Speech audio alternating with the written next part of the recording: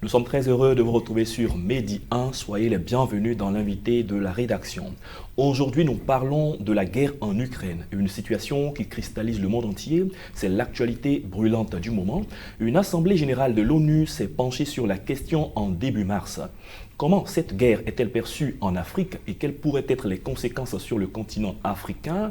Quelques éléments de réponse dans l'entretien du jour et pour en discuter, nous sommes en compagnie de Blimarius.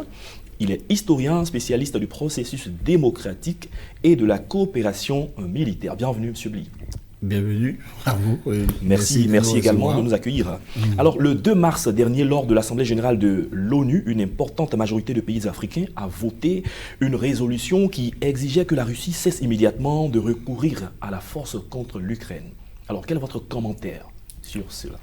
Oui, il est important pour l'ONU de rester dans ses principes. Et les principes de l'ONU, c'est de régler les différends par des moyens pacifiques. Et parmi ces moyens pacifiques, il y a la négociation, il y a la médiation, il y a les rencontres diplomatiques. Et avec toutes ces dispositions que l'ONU met sur pied, l'ONU ne peut pas accepter que fasse recours encore à la violence. Donc c'est normal que l'ONU interpelle la Russie, normal que l'ONU aussi interpelle l'Ukraine, parce que ce sont deux belligérants. Il faut interpeller les deux sur les possibilités d'épuiser toutes les cartes de la négociation.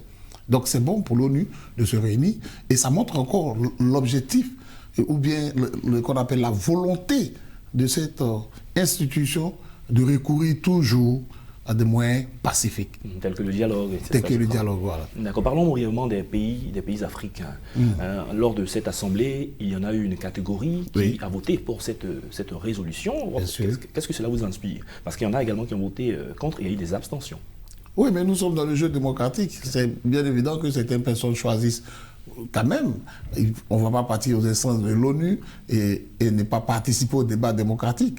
Donc il va de soi que certaines personnes soient pour les sanctions, d'autres contre les sanctions et qu'il y ait des abstentions. C'est ça, c'est le principe démocratique. Et ça fait partie du débat. D'accord, essayons de commenter donc les pour et les contre. Oui, mais pourquoi on va choisir pour? Ceux qui vont choisir pour sont pour la démocratie, ils sont pour la vision de l'ONU, celle de continuer le dialogue, celle de continuer à échanger, parce que ça fait plusieurs années que Poutine échange avec Zelensky. Donc il faut continuer, pour revenir, il faut continuer à explorer cette piste, à revenir sur cette démarche pacifique, de sorte à ne pas recourir aux armes. Ceux qui refusent, oui, ceux qui refusent, ou ceux qui votent contre, sont ceux, en Afrique, vous allez voir, il y a une vingtaine, et parmi eux, on a le Mali, par exemple, qui a de nouvelles relations avec la Russie, donc qui ne peut pas sanctionner la Russie. On a la Centrafrique, qui a de nouvelles relations également. Parlons justement de la Centrafrique, on a vu des manifestations de soutien. Donc, vous comprenez que la Centrafrique ne va pas sanctionner pour déjà un État qui a fait des manifestations de soutien. Donc, vous comprenez que c'est normal que ces États-là n'accompagnent pas la démarche de l'ONU. Mais il y a l'Érythrée qui s'est abstenu, qui n'a pas voté. Et l'Érythrée est dans un contexte sociopolitique que tout le monde sait actuellement. Il ne peut pas s'engager dans une démarche. Parce que aussi les Africains ont une question à poser au monde. Pourquoi quand il s'agit de l'Europe, on est beaucoup plus dynamique, on est beaucoup plus enthousiasmé? Et pourquoi quand il s'agit de l'Afrique, on ne se sent pas concerné? Vous voyez, les Africains se demandent, mais qu'est-ce qui s'est fait en Europe qui est nouveau chez nous? Parce que chez nous, le terrorisme est aux différentes portes. Parce que chez nous, les guerres civiles sont encore là. On a le cas de l'Éthiopie. Parce que chez nous, il y a encore des territoires qui sont dominés par des bandes armées qu'on ne maîtrise pas. On envoie au Congo. Parce que chez nous, il y a encore des mercenaires. D'accord. L'une des questions que l'on pourrait se poser en Afrique, c'est vrai qu'il y a plusieurs pays africains qui siègent à l'ONU, mais on se demande la guerre en Ukraine. En quoi est-ce que l'Afrique se sent impactée, l'Afrique se sent touchée, au-delà du fait qu'il faut compatir, par exemple? Oui, l'Afrique se sent touchée à plusieurs égards. D'accord. Déjà, on va parler dans le domaine politique. D'accord, et puis après on verra l'aspect économique. Voilà. Politique, on y va. Au niveau politique, on voit que les Occidentaux qui étaient tout feu, tout flamme à diriger le monde tel des gendarmes du monde vont être surpris par la position de Poutine qui va être renforcée. On voit qu'on a maintenant une autre alternative. Et les Africains, dans cette position, vont voir en d'autres termes une autre bipolarisation qui revient. Ouais. Et dans ce contexte-là, les Africains qui réclamaient leur autonomie, parce qu'en brigandés par la France-Afrique, vont profiter pour reconforter leur position. Vous voyez que le Mali propose à la Russie de faire partie des soldats. Vous voyez que la Centrafrique mène des démarches pour encourager la Russie. Oui, au niveau politique, on va avoir la possibilité d'avoir un débat contradictoire.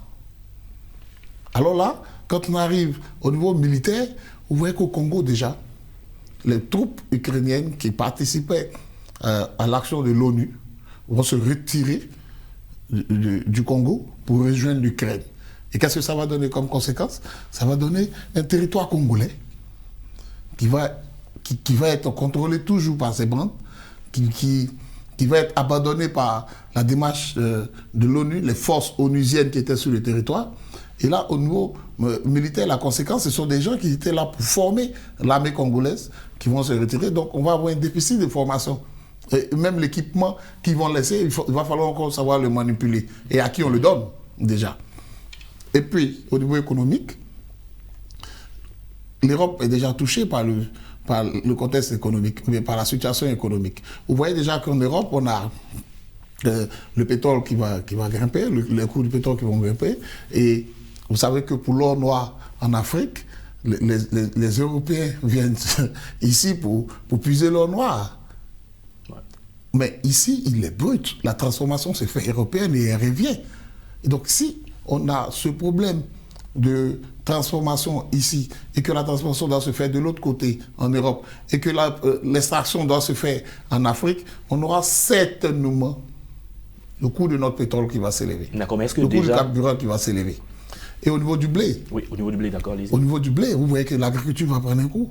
Vous voyez que l'Algérie déjà est face à cette situation et aujourd'hui tous les médias en parlent. C'est la Russie qui fournissait le blé. Mais est-ce que déjà, voilà. est-ce que déjà ces conséquences-là se ressentent sur l'Afrique, sur certains pays, au-delà du retrait, par exemple, de certaines troupes, comme vous l'avez dit, ukrainiennes qui rejoignent les troupes au combat? Oui, là, ça se ressent immédiatement. Au niveau politique, les conséquences se ressentent immédiatement. Hein. Vous voyez qu'aujourd'hui, le Mali n'est plus question au niveau de la CEDEAO, l'Afrique, tous les débats sont un peu en attente. On veut avoir une visibilité ou bien une lisibilité de la situation européenne. Donc, au niveau politique, les gens vont continuer à consolider leur position. Le Mali est en train de faire tout doucement son gouvernement et les choses avancent. D'accord. On a vu des sommets Afrique-Russie, donc dans la collaboration entre l'Afrique et la Russie qui se positionne de plus en plus sur le continent africain. Est-ce que cette crise que nous observons pourrait avoir un impact dans la relation avec l'Afrique, avec ce qu'on a vu à l'ONU par rapport au vote? Oui, c'est un impact positif. Pour tous ceux qui vont se rapprocher de la Russie, ils vont avoir confiance à cette Russie. Ils vont avoir confiance à cette Russie qui peut tenir tête aux Occidentaux. Parce que tout ce que les États africains cherchent actuellement, c'est de pouvoir faire face aux Occidentaux pour obtenir une indépendance économique. Parce que depuis les années 60, ils sont indépendants, ces États africains, mais économiquement, non. Donc, ils vont chercher des partenaires avec la Russie et la Chine. Et si, effectivement, la Russie peut faire face aux Occidentaux, ça sera un bon moment, une bonne occasion de réconforter ou bien de renforcer leur position. Alors là, ça va créer d'autres situations. Parce qu'effectivement, tous ces pays qui sont satellites des Occidentaux vont se retirer de ce sommet Russie-Afrique. Ils vont se retirer et là, la Russie va perdre quelques collaborateurs. Toutefois, je me demande, est-ce que la Russie avait un objectif d'avoir toute l'Afrique? C'est tout de même progressif. Ils ont déjà Centrafrique, ils ont déjà le Mali. Et quand on voit tous ceux qui ont voté contre, on voit que ce sont des satellites possibles à récupérer. Et comme nous sommes dans une situation géostratégique, c'est logique que la Russie aussi ne va pas baisser les bras. Elle va chercher à continuer les ramifications pour ces États. D'accord, nous sommes en train d'aller vers la fin de l'émission. Déjà, tous les jours, les choses évoluent assez vite avec cette crise. En moins de 30 secondes, comment l'Afrique, peut-être pas dans son entièreté, mais avec l'Union africaine, pourrait-elle réagir pour apporter une réponse assez favorable, ou du moins une réponse positive dans cette crise que vit le monde en ce moment? Dans ce combat de lion, l'Afrique ne peut que réagir en proposant une alternative, celle du dialogue. L'Afrique n'a pas les moyens. Oui, un artiste ivoirien disait, on peut le citer, Alpha Blondy, il disait que ces dirigeants africains doivent se taire dans cette situation parce que c'est un combat de lions. Et alors là, ce qu'on peut dire, c'est que l'Afrique n'a pas les moyens de s'engouffrer dans cette crise. La seule chose qu'elle peut proposer, c'est de s'inscrire comme l'Union africaine fait. Elle appelle au dialogue les différentes parties.